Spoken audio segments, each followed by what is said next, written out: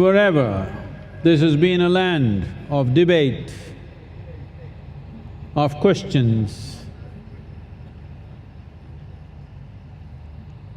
never of commandments, especially when entities considered divine appeared. People saw it as a possibility to raise questions, to bring clarity, not to settle for a confidence that is bred out of belief. This is not about getting to a falsehood of certainty that one assumes with belief. This is about celebrating our uncertainty. This is about working for clarity, not for blind confidence. Our past is animal nature. If we become conscious enough to stay in the present, we become human. Very easily we can slip back into animal nature. Those of you just falling asleep, I'm reminding you, you're just slipping back. That whether your eyes are open or closed is no more a conscious process. It just happens by itself. No.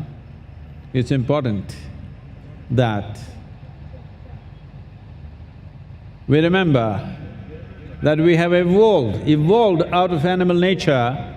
This is the time to enjoy our human nature, and this is only possible if we are conscious and in the present. If we want to be in the present, we have to be conscious. But the future is beckoning. Divine nature is beckoning us in future.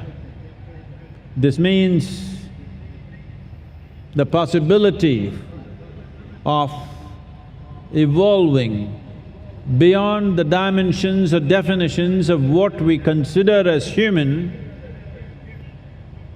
is right here for every one of us. The question is only, will we step forward or will we step backwards?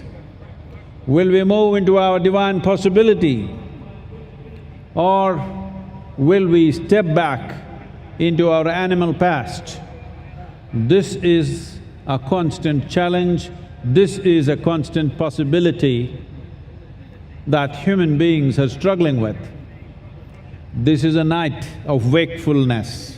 Jagaran means not just wakefulness, means a night of awakening. If this is your night of awakening, we must step forward into the divine possibility, not backwards into our animal past.